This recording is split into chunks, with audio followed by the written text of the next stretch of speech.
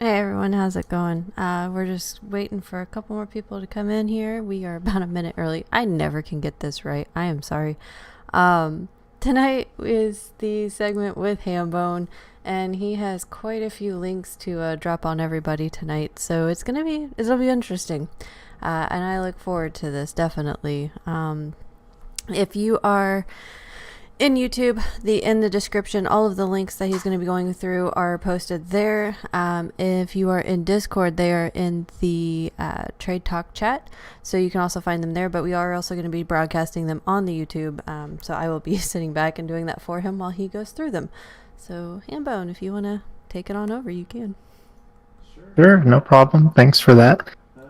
So yeah, hope everybody's doing great today. I know I had a pretty great day. It's nice rainy day to the start, and then it really just started to get pretty as the sun started to go down. But yeah, here we are at the end, most of the way through another crazy week. But like Kenna said, I've got a few links and things I want to touch on from this week, just some current events and whatnot. Uh, Maybe at the end we'll probably wrap up with a new thing that I'm going to try to start adding into my little spot here at BullHouse. Try to get into some different preparedness tips. And we'll get into that a little bit more later on tonight. But I do want to start off with something that's kind of important to me, maybe not so much anyone else here, but I did want to take some time to kind of mention Norm Macdonald passing away past week.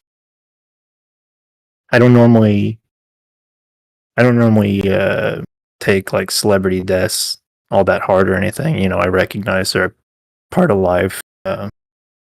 Especially the harder they party, the faster they seem to burn out some of the time. Like Chris Farley, people like that. But Norm Macdonald passed away from leukemia, I believe.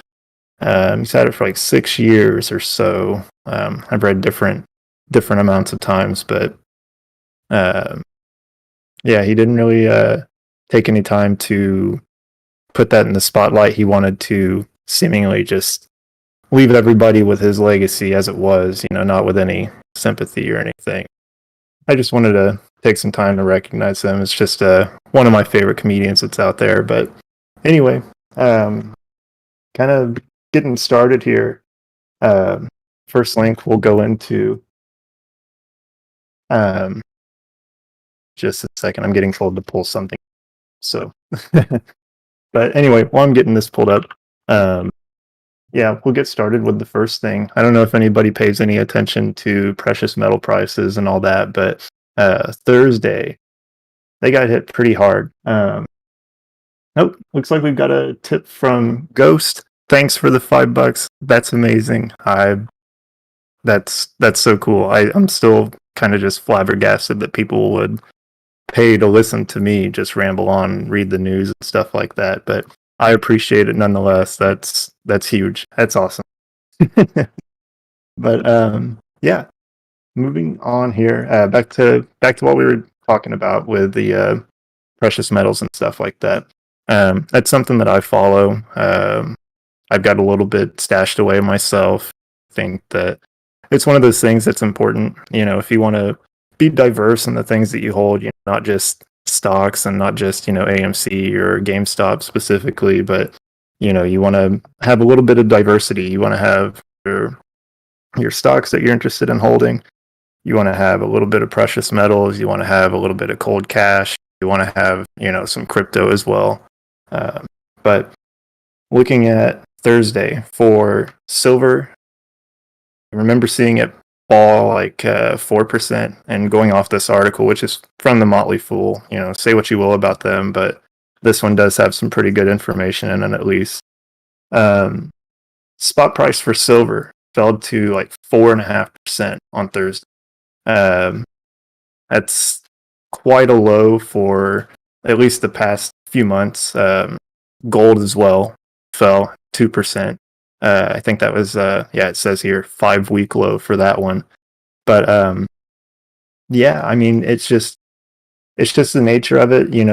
Same with stocks, gold and silver, they can be a little volatile, but for the most part, they're relatively stable in comparison to, especially like cryptocurrencies and a lot of the uh, different stocks that are out there that we may talk about from time to time here. But um, they're pointing out here, on Thursday, the Commerce Department reported a surprising 0.7% growth in retail sales in August versus expectations of a decline, kind of indicating a little bit of a stronger sentiment among consumers, despite everything going on with COVID and whatnot.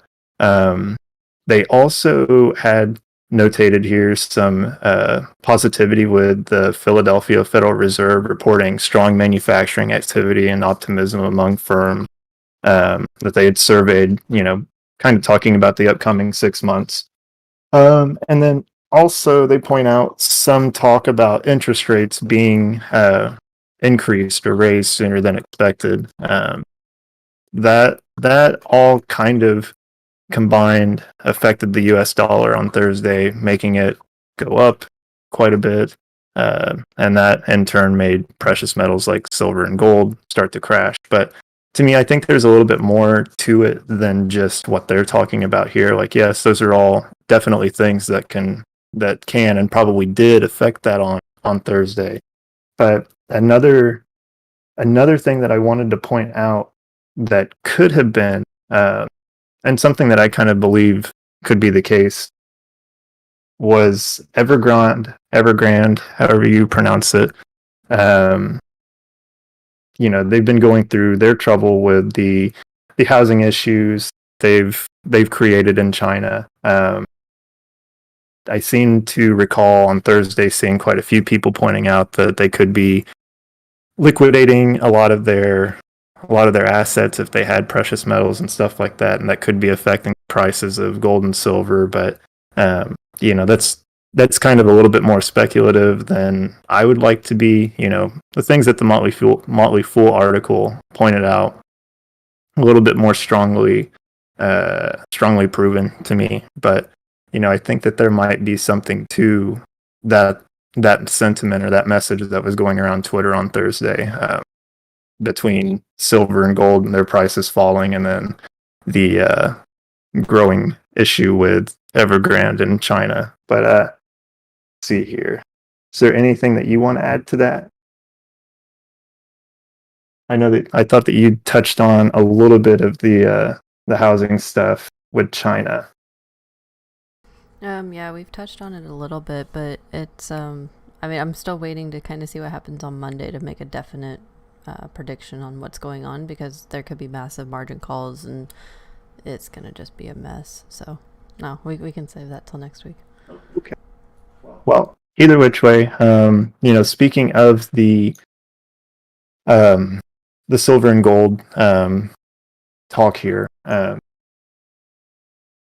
the Federal Reserve put out a press release on August 5th, talking about I think that they do this annually, but last year they did a stress test on all the major banks, or a few of the major banks, and going off of the information that they received from that stress test, they've gone around and they started requesting that the large banks have at least $1 trillion in high quality capital. And they specifically, and it's in one of the links that's provided but they specifically point out that they want enough to survive a severe recession and still be able to lend to households and businesses. So, like I said, I don't have the information from last year's stress test.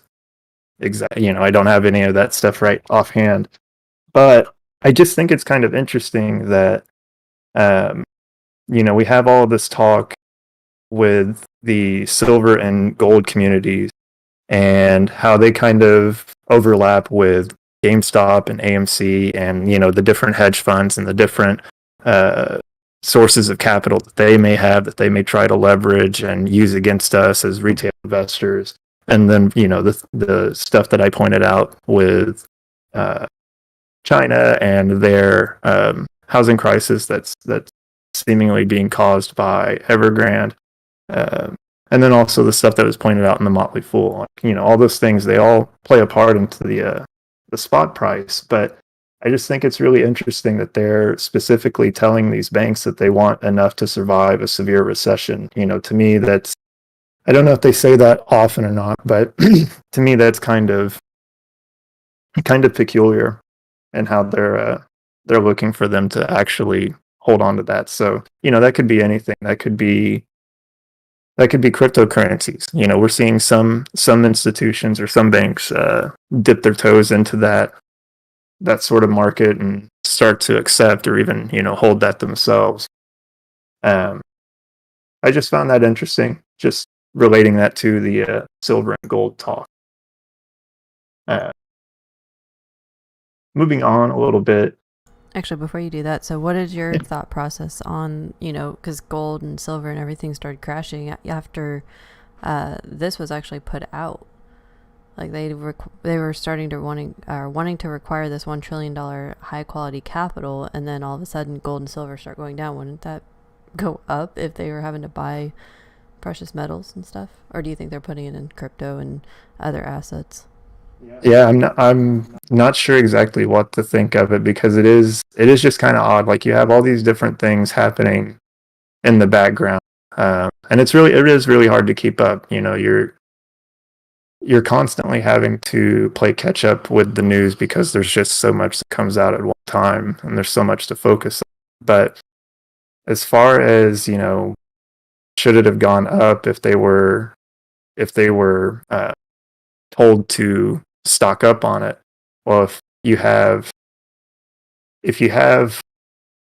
these banks looking to stock up on it, and they know that they have to do so before October 1st, I believe is the deadline that the Federal Reserve gave them to have that capital, or that sort of reserve.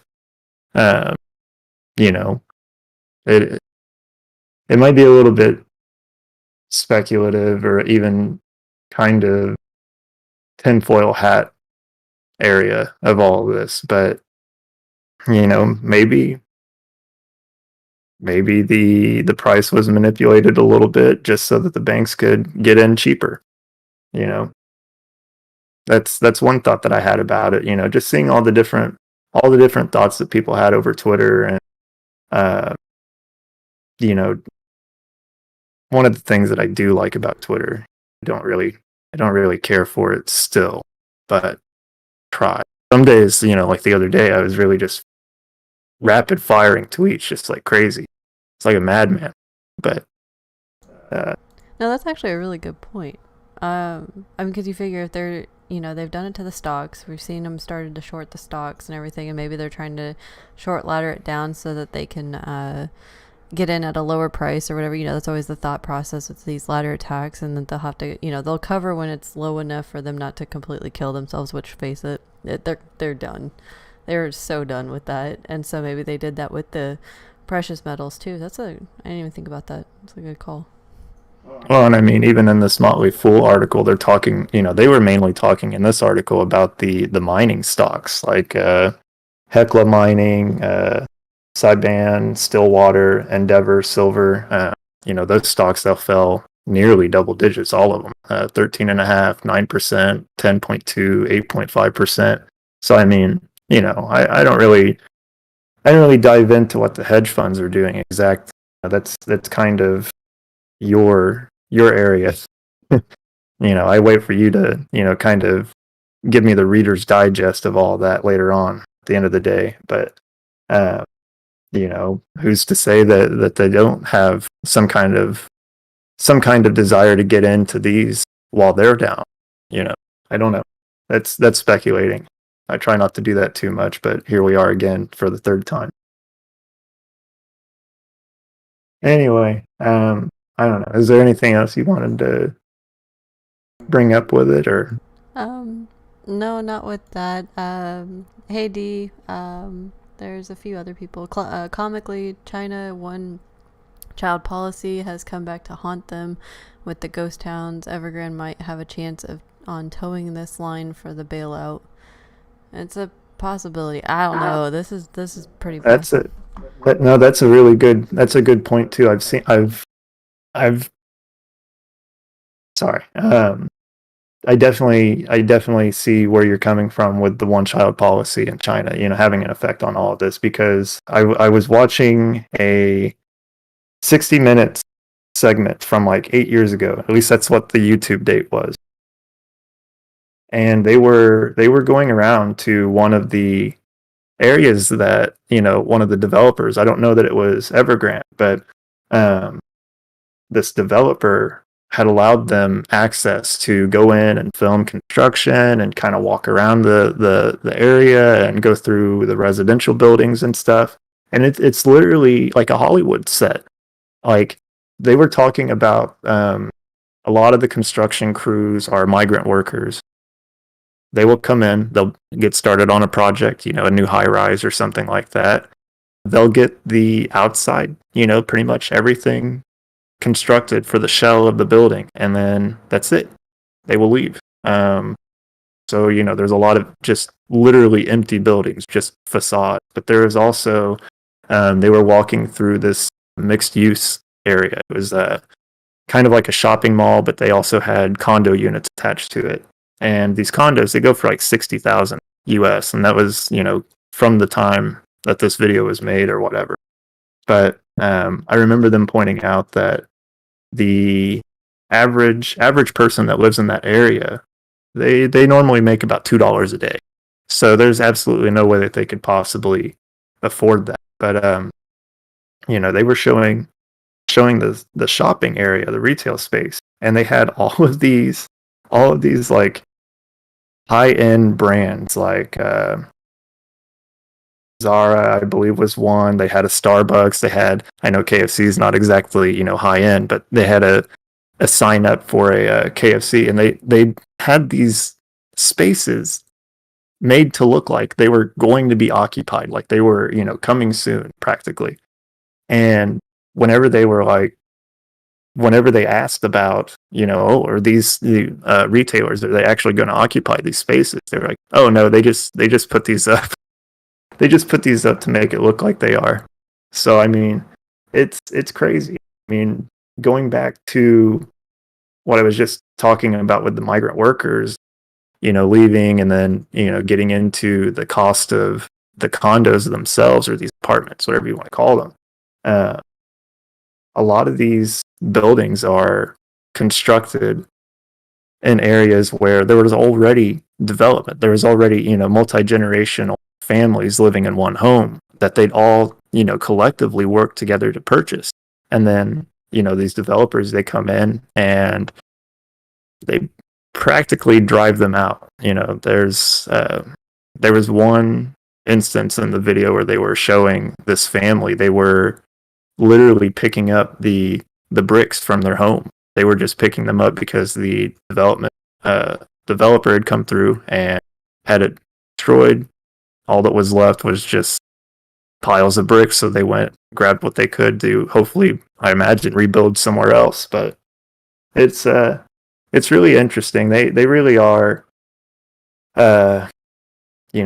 strictly, I guess, financially, not necessarily location wise, and how things are between here and China, as far as what they're able to do as citizens. But there is a lot of parallel to be found between China's property bubble and what we faced back in '08, and then really we never got over. So it's going to be interesting to see how it all plays out, because this is another thing that it will be worldwide. I mean, I've got an article here that I've linked for you guys. It's from ABC News in Australia, and there's the headline here says China's property bubble may be about to burst, and it could cost Australia dearly. So they're talking about from how it would affect them, and I mean, they're already talking about it. They're already kind of putting it out there in people's ear that, hey, this could be a possibility. So I mean, it's a great article. They talk with I cannot remember his name, but either which way, it's a great article. I definitely suggest that you guys read it. I don't necessarily want to read this one out to you guys because it is somewhat lengthy, but I know that they are really, really concerned with how this affects their raw materials market because in the article here, I will point out this much. They say that's easy. Our raw materials have played an instrumental role in China's property boom. All those apartment towers require a huge amount of steel. In fact, property developers account for around half of all China's iron ore demand. So any significant drop in construction will mean less steel and even less iron ore at a time when prices already have fallen around 40% from their May peak. So I mean that's just one ramification of that. If they do experience anything similar to what we did, because I do remember just from my own personal recollection of '08 and the housing crisis that we experienced. Construction pretty much stopped. I mean, even looking at The Big Short, I know that it's a movie, but it's a fairly accurate depiction in some senses, especially whenever the two men take the trip to Miami and they're just kind of going around the abandoned suburbs. I mean, you can see construction equipment in the background whenever they're checking out that swimming pool where the alligator, kind of snaps at them, scares the living daylights out of them, which is hilarious every time. But either which way, it's going to be pretty painful if something isn't done for a lot of things. We have a lot of fires to put out as a global economy. We have multiple countries affected by the way that Afghanistan was handled. China is actively working and cooperating with the Taliban, trying to set up trade routes, basically establishing a new Silk Road for them. They're giving them that opportunity. So that's interesting. You also have Australia here. They're worried about their iron ore demand falling off because there's no more construction for these, empty high rises. So it's kind of scary. But, you hang out around here long enough, we'll try to ease your nerves, because if there's anything that we've learned over the years together, Kenna and I, is that no matter how tough things get, you can always manage to make it better. It may be tough sometimes, but it can always be fixed. But did want to point out another article here. This comes from Financial Horse. I'm not really familiar with them, but they had a very good outline of all of this going on in China with Evergrande, and comparing them to the Lehman Brothers and the moment that we experienced here in the U.S. that led to '08 and the crash that we experienced. But they've got a great outline of who Evergrande is, kind of a timeline explaining how they got into the situation that they're in. But they do provide a TLDR at the bottom, which I'll kind of summarize and breeze through here so we have at least a little bit more of an understanding before we move on to another topic. Evergrande is a classic example of what happens when an overly indebted property developer borrows too much money to grow too fast. When things were good, they borrowed a lot of money and they bid for land at prices significantly higher than market prices. This didn't matter to them because the risk was transferred to home buyers and the banks that financed the purchase. This worked well for local governments, households, and banks because prices went up in a straight line. Problem, though, was that this couldn't keep up forever. Yeah, that sounds all too familiar. When is the party going to be over? That's the question that was always going to be asked whenever we were starting to get closer to the decline that we experienced in '08.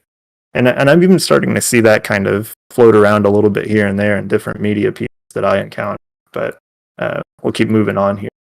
The problem, though, was that this couldn't keep up forever. Over the past 15 years, house prices in major cities and mortgage debt soared to the point that very few people can afford a house in a Tier 1 city in China today. The problem of this is twofold. One, the amount of real estate debt in the system is very high, creating leverage and repayment issues. We know all about that here, don't we? Two, the real estate debt was crowding out more productive sectors like technology, manufacturing, preventing China from rebalancing towards a consumption-driven economy. if China didn't solve the problem, there was a real risk they would have become Japan Part 2, and Japan's lost decade after their bubble burst in the 1990s. So it's interesting that they point out Japan there because, you know, Japan now is a very strong country, you know, as far as their economy goes. They're they're one that is similar, kind of similar to Australia in the fact that, you know, they've managed to experience all this growth with very little resistance, at least since that bubble burst in the 90s. You know, that's just kind of my take on it. But anyway, finishing up the last little bit here. So China started on the deleveraging move, the three red lines, and things started getting really hairy. So yeah, it really is. It really is kind of interesting to see the parallels between what's going on in China, what we experienced here in the U.S. I hope that something gets done about it. I hope that, you know, somehow someone is able to step in and, you know, find some kind of remedy for a lot of these issues, because how many crashes can we go through as a global economy whenever we have such a reliance on not only the USD as a reserve currency, but China as, you know, a manufacturing and shipping giant. I mean, nearly everything comes from China these days. It's, you know, it is unfortunate. You know, I think this is my personal belief, but I think that what's best for every country is to, you know, work on yourself first. You don't necessarily have to be the best manufacturing one thing over another, but if you can at least provide a baseline for your country, you know, not just a baseline level of employment for, you know, some manufacturing jobs, but, you know, a way to kind of offset any issues like we're experiencing now with any trade interruption. You know, it could be for anything. It could be for political reasons. It could be for wartime reasons. It could just be supply chain issues like we're experiencing now. Like, I think, I don't know what it is currently, but the last that I heard, probably about a week ago, was that it costs something like $40,000 to ship a container from China to the U.S. Whenever a year and a half ago it was about $4,000. So I mean, that's a huge upcharge in everything that we're paying for. So looking ahead, and, you know, somewhat going off topic here, whenever it comes to your Christmas shopping, I would probably suggest starting to squirrel away a few gifts now, just in case you experience any kind of last minute shortages of anything. It's just kind of the nature of things right now with all the issues that we're facing. You know, labor shortages. You know, you don't have enough people to unload the shipping containers, so they just kind of sit in port until someone can get to them. Or, you know, you don't have enough people to crew the ship to make sure that everything gets there okay. I mean, there's a lot that's going into it and a lot of moving parts, and, you know, unfortunately, we're gonna be the ones to pay the price. But hopefully, we can figure out a way to prepare for anything that may come our way. And like I said, I really hope nothing bad happens. I don't want to sound like a doomer or anything, but it's just really hard to say anything extremely positive about what's coming down the road economically. There's plenty of good things.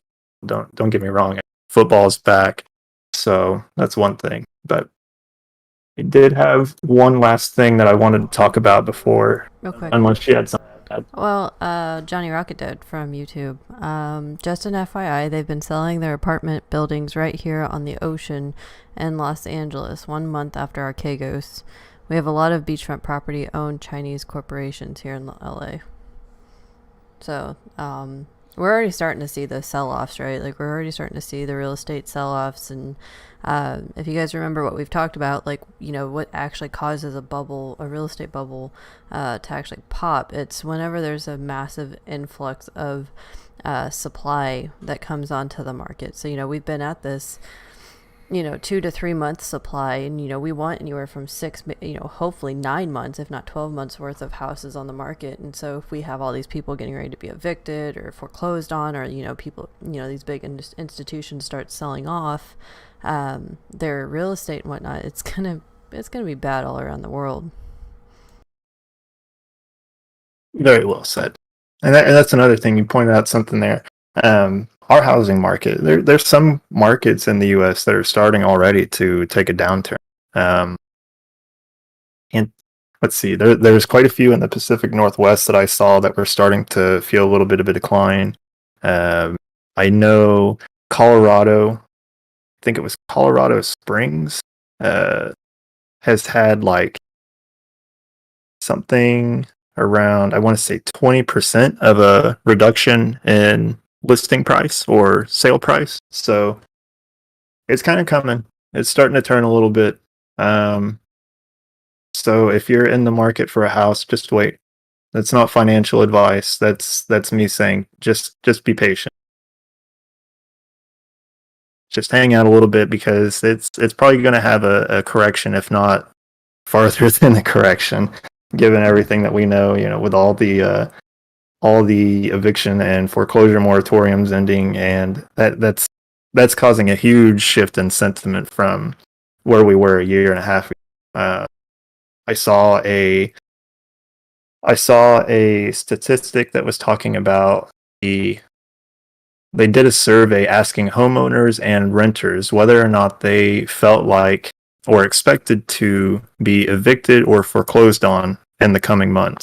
And a neighboring city of ours, Orlando, was something like 35% of the people surveyed expected to be evicted or foreclosed on. So, that's just one market, and that's a big market. That's a very big market. There's a lot of homes in Orlando, but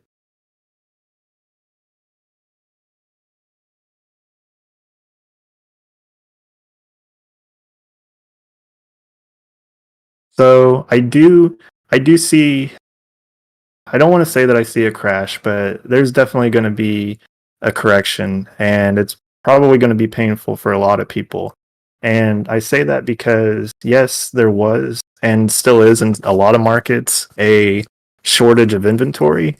But once all of these foreclosures and evictions start heading to court, and I say evictions in that because there could be there could be single party or non-corporate uh,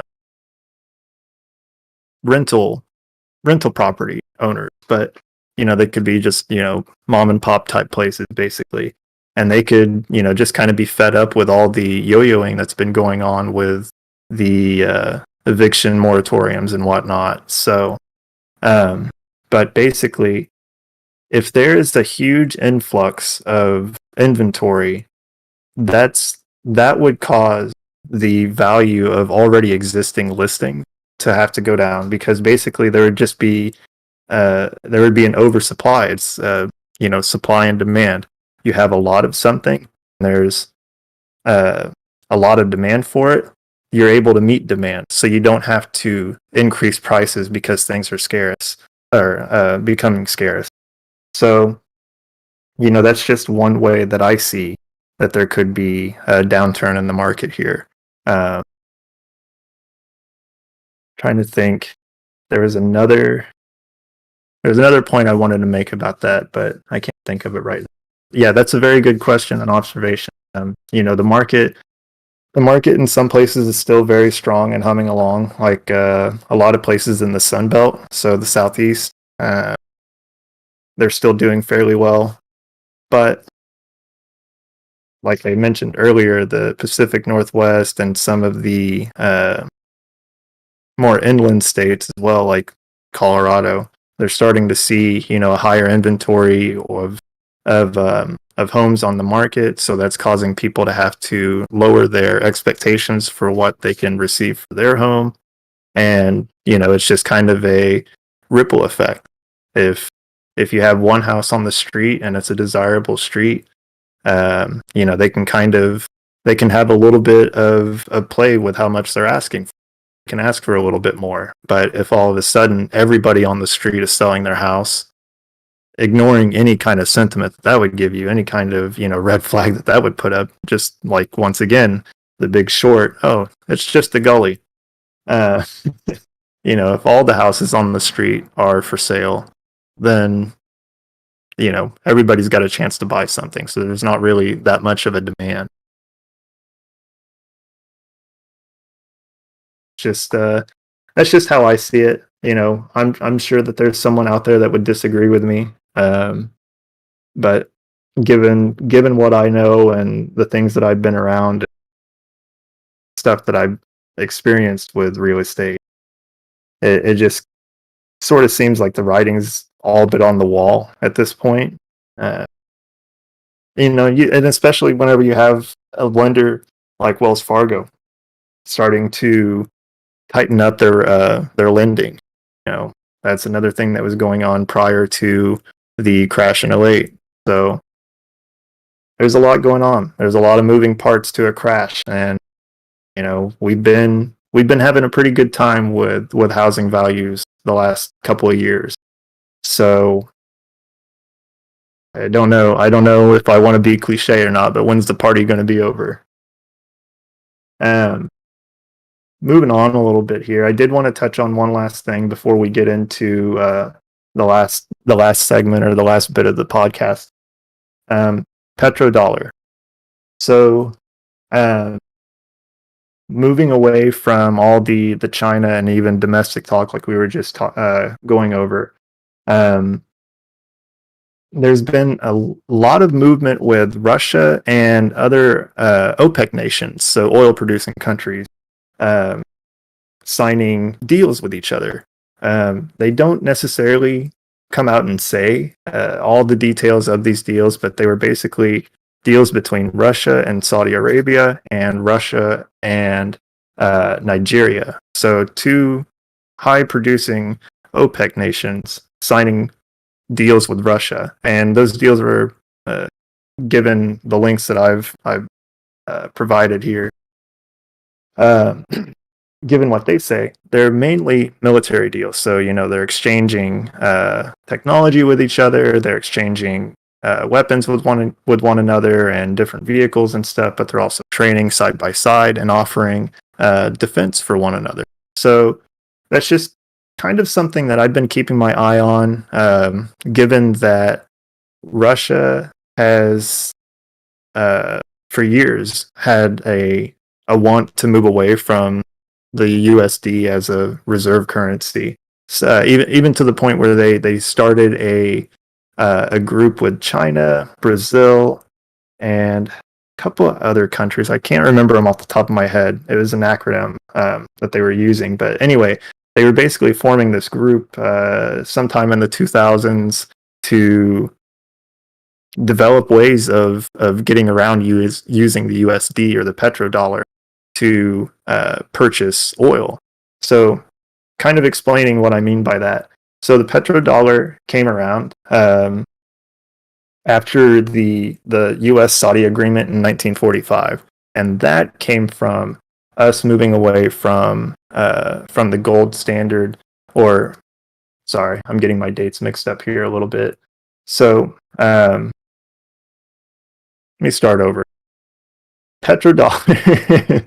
The petrodollar, it is a little bit tricky to explain, but basically think of it as if you wanted to, as a country, if you wanted to purchase oil, crude oil from Saudi Arabia, you had to go and exchange your currency through the United States Federal Reserve into USD, and then go to that country like Saudi Arabia, and then purchase your oil with USD. So basically, while we're printing money and other countries are using it to purchase oil, in a way, we're exporting or able to export some of our inflation. So explaining a little bit more about what the petrodollar is, we basically went to it as our standard for our currency after we went away from the gold standard. We needed something to kind of keep our dollar in check for the most part, or at least kind of give it some relief for inflation, from inflation. But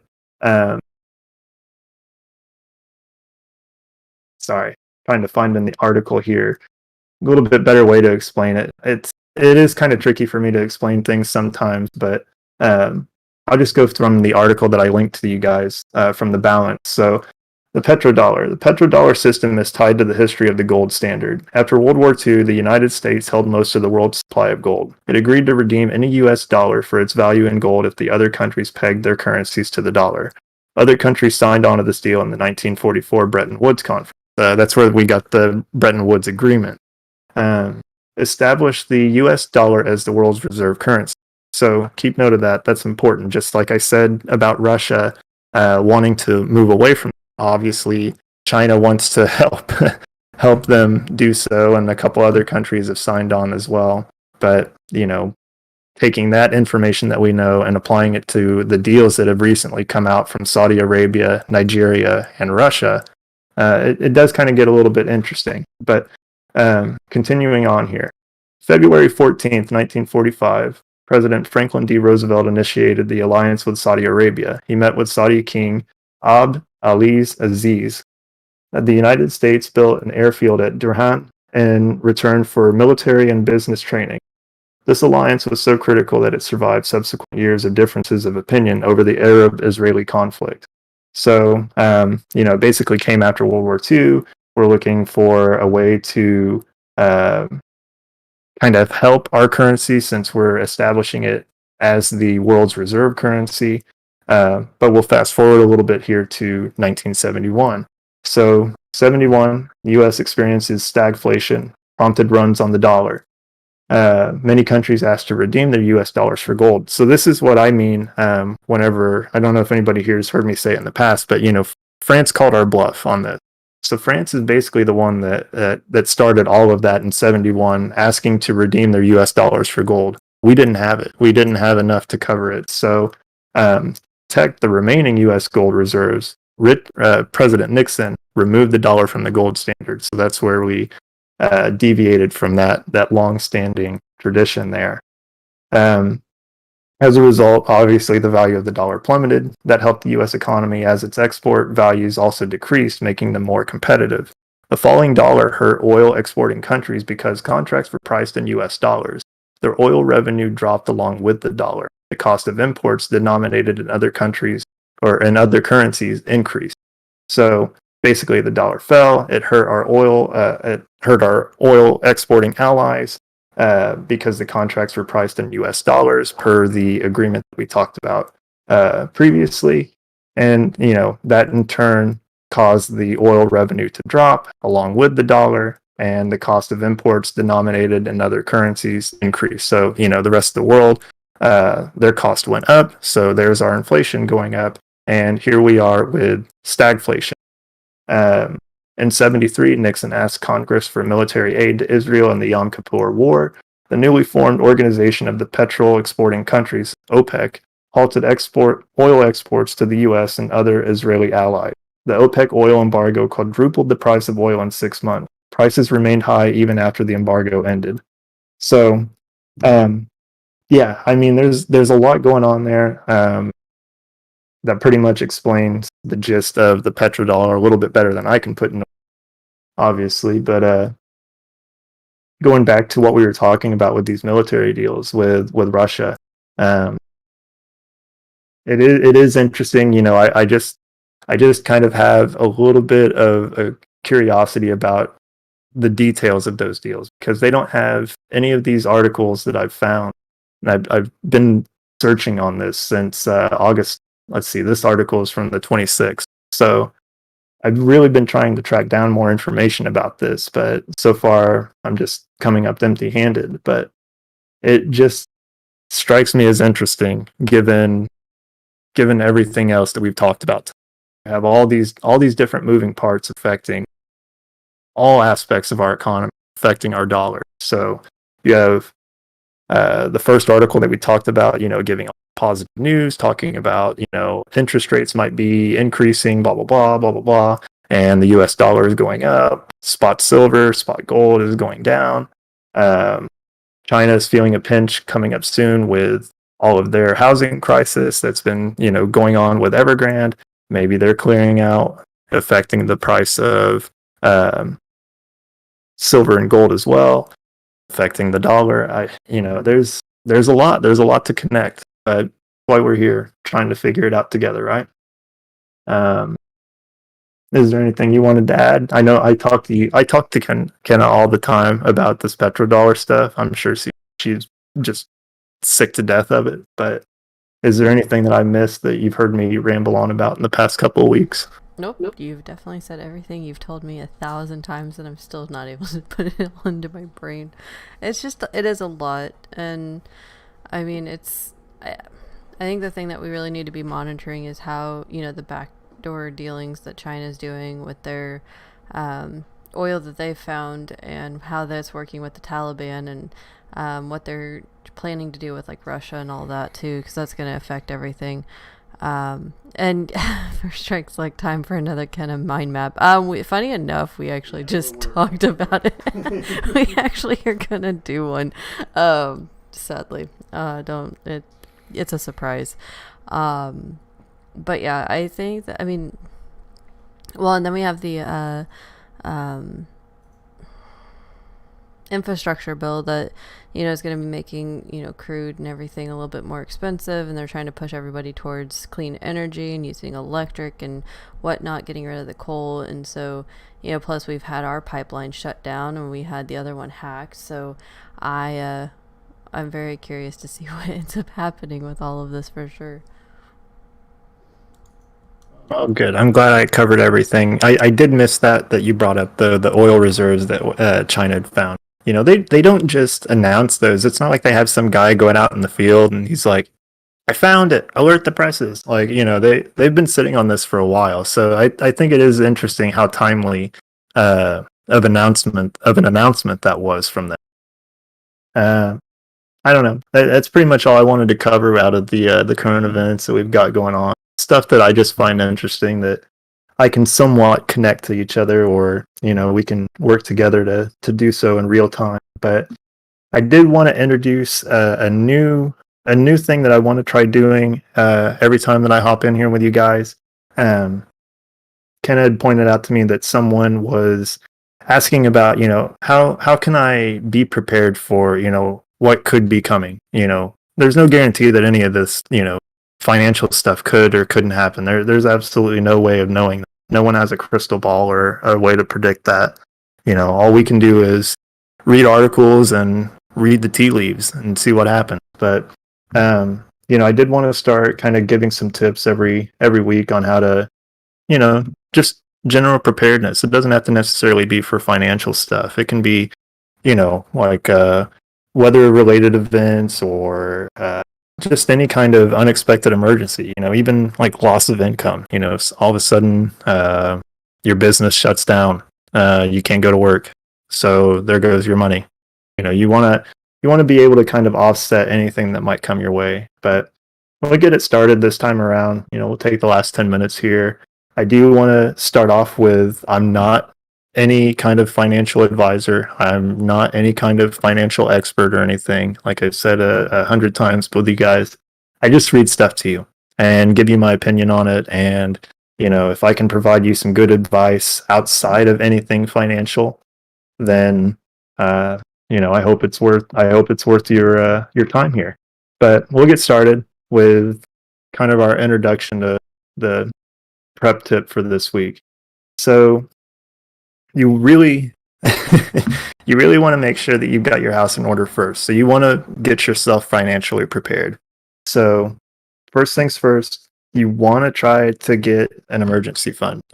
Try to get yourself set up to cover, a month or two of expenses if need be. And it doesn't necessarily have to be used for those expenses. Say you save up, I don't know, $1,500 or something like that. And that $1,500 would cover your rent if you needed to for a month, or that $1,500 could help to cover a car repair unexpectedly, or it could help to cover a copay on a medical bill, or just an entire medical bill if need be. Just different unexpected things like that. You want to have a little bit of a nest egg of cash ready to go at any moment. And then, kind of going on from that, you want to be able to make sure that you square away any of your bills and obligations that you already have. If you're behind on something, make sure that you get caught up. If you've got something in collections, try to get it taken care of. Call the place, see if you can work a deal out. That's always an option. Even today, with stuff being as tight as it is. There's another point that I wanted to make with that, but maybe it'll come back to me later. It'll most likely come back to me at the most inconvenient and unnecessary time possible. But anyway, you want to square away all your obligations and stuff like that. Make sure you're caught up. And then, like we talked earlier about, having a little bit of a stash of different things to diversify what you're holding. You don't want to just have all your eggs in one basket. You don't want to just have a little bit of cash and a couple of stocks. Have a little bit of crypto. Research some of the ones that we've talked about here. See what works best for you, what you like best, or maybe, split it between a few. Get a little bit extra. As well as, trying to keep a little bit of cash on hand outside of your emergency fund. Keep a little bit of petty cash in your wallet with you. I like to carry like a $20 bill with me. You just never know. You might get somewhere, run out of gas, and for some reason you forgot your card at home and your SOL. So at least you have the 20 on you. You can run in, get a little bit of gas, and make it back home to wherever your debit card is. But another thing I wanted to point out: try to eliminate as much debt as you can. Especially if you do want to start getting into preparing in the sense of keeping a little bit of food on hand. Buying an extra little bit of food here and there can go a long way to alleviate any stresses of, well, I don't have a job right now and I don't have any income coming in. So at least I have, my emergency fund can cover my rent. So that's cool. But I've got a little bit of food stockpiled, set away that I can dig into if need be as well. But you want to try to eliminate as much debt as possible, so that whenever you do start getting into the different aspects of getting yourself a little bit more self-reliant in the event of sudden loss of income or financial collapse, like like we seem to be on the path to right now. But you just want to try to clean the slate as much as you can. And a helpful way to do that is obviously check your credit report, see what you owe, see what your interest rates are on stuff, and find whatever method works for you. I know that there's the snowball method that Dave Ramsey talks about that is out there. I know that works for people. Just try to be financially prepared first before you start getting into the different aspects of like, okay, well, I want to get started stocking up on extra food. I want to have some shelf stable stuff that I can turn to if need be. Maybe I live in an area that's prone to power outages, so I want to get a generator for my home. So, I need to budget for that. And, that does kind of bring me to my next point. You want to be able to budget. I imagine that most of you here do so already, but if you want to get into preparing for things like this a little bit more, try to work that into your budget as well. A little bit extra at the grocery store. Instead of spending $300 a month, maybe you spend $400 because you're getting an extra 5 cans of soup instead of just the 1 or 2 that you normally get. Just different stuff like that. That pretty much covers the tips for this week that I wanted to cover. But moving on, we'll get more into just different things like, eventually we'll talk about what is a good starting point if you do want to have a supply of food at your house. What should you do with like all of your important paperwork and documents? A lot of good stuff will be coming out with that, so be on the lookout for it. But I think that pretty much wraps up all that I had. Uh, Well, I will add in that First Strike and YouTube said, I bought a house with a huge crawl space, started filling it with MREs. Time to prep for really bad times. yeah, no kidding. I mean, um, if you still are lucky enough to have your grandparents or whatnot, or anybody that was around during the hard time during the Depression era, my grandparents were alive during that, and I was fortunate enough to be raised by them. So I picked up a lot from them. You know, we did a lot of canning at home. We grew a lot of our own vegetables. Uh, we I remember as a kid we went together with another family that we were close with and split the cost of calf, and they had the space to raise it. We lived in town, they didn't. But they kept it at their property, and we would go out and help with taking care of it and everything like that every so often. And then we once it was large enough, we had it processed and we split the meat from it. And I mean that beef lasted a long time for us. It filled up our deep freezer. So um, it's just getting to know your elders, and if you're lucky enough to still have them in your life, get close to them, ask them questions. How was it back then? What was hard? What was easy? What was something you did to pass the time? And you'll find that they're a wealth of information uh, as far as that's concerned. But yeah, I mean, there's no shame in hoarding a bunch of MREs as long as they're chili mac. That's all that matters. But um, I touched on it a little bit there, getting into canning and stuff like that. Eventually that'll be something that we might cover here in my segment is kind of setting up your own small garden, just enough to offset the cost of the grocery store, because that's something that we notice here at home. Definitely the cost of groceries is up, like it's got to be something like 35%. I can't remember off the top of my head, but I'll try to get it to where he's actually doing these things, live presentation instead of just talking about it. yeah, we'll see about that. But we'll get to that. We'll get to that point eventually, talking about that kind of stuff. But I just it's something that I want to do personally for everybody, is just kind of give them enough knowledge to be able to survive anything that might come our way. If it's a full-blown collapse of our economy as we know it, well, it's going to be up to people like us that are, able to communicate with each other and, coordinate different things and work together to rebuild. That's kind of not to get too cheesy or, overly patriotic, if there is such a thing or whatnot. But that's kind of the way we do things here. We just make it work.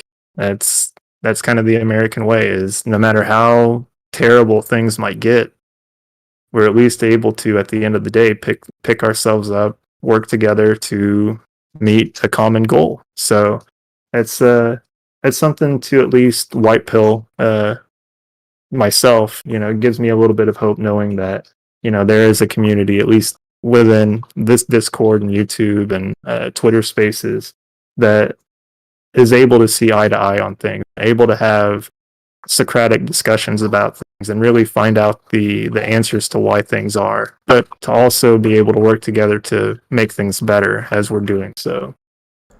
Well, and I will add in there, sorry guys, our dog's totally drinking water as loud as possible.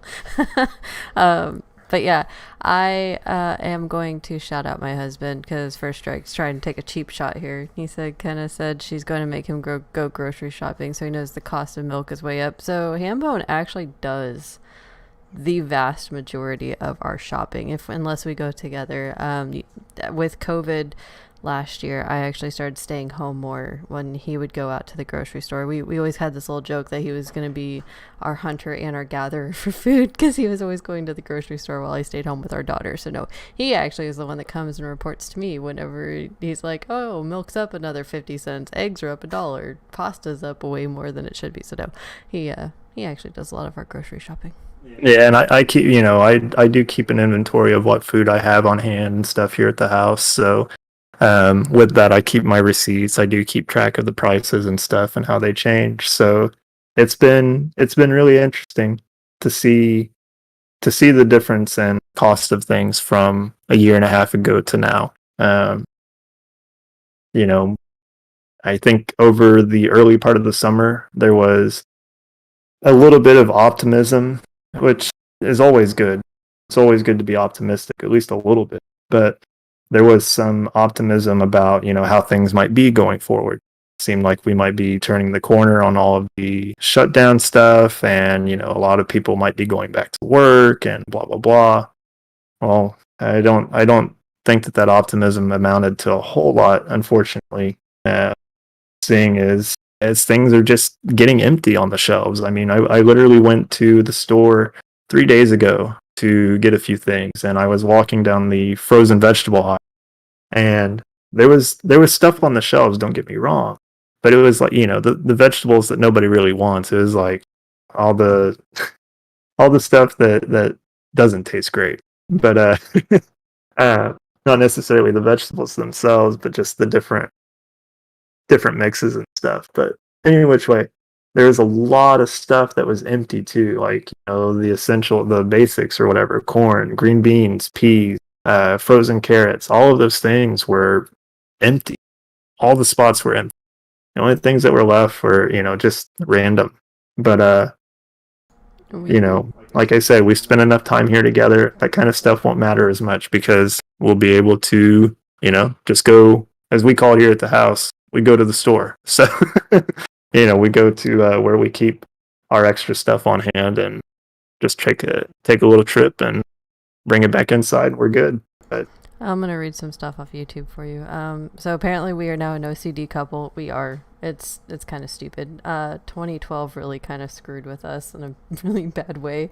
Um, most people know that story. So, but no, we and when he says he keeps his receipts, he scans them, guys. He's not just like hoarding paper all around the house. Just so you guys know. no, I burn them whenever I'm done with using my smoker to make some pulled pork or whatever. And no, we're not eating our dog. There will never be a time that's that's hard enough to where we have to eat our dog. That's not a thing. And They're friends, not food. no, don't read YouTube. I've been reading this thing the whole time, guys. Like I just can't. I haven't been able to like interject any here and there, but.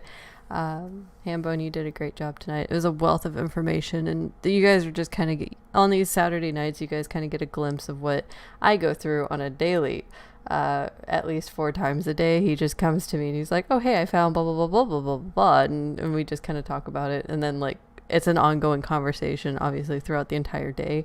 So our poor child is going to be so screwed up whenever she gets to actually understanding.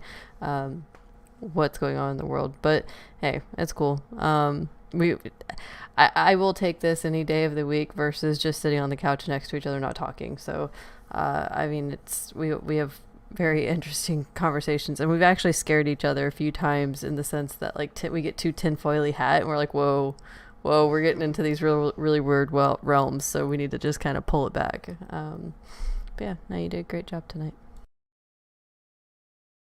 Thank you. I appreciate it. Well, on that note, guys, I think that's probably going to be all for us. I appreciate hanging out with me. That's always welcome. I appreciate the company that you guys bring, um, and I really enjoy just sharing what I find with you guys. I mean, I may misinterpret things sometimes. I'll admit that, but that's another thing and another reason why we're here. Just to kind of bounce things off of each other and see what comes out, see what information we come up with. But I'll let you guys be. This has been a great night, and I hope you guys have a great rest of your weekend. Good night, everyone. We'll see you tomorrow. Probably Broad Market in the Discord. So, good night, guys.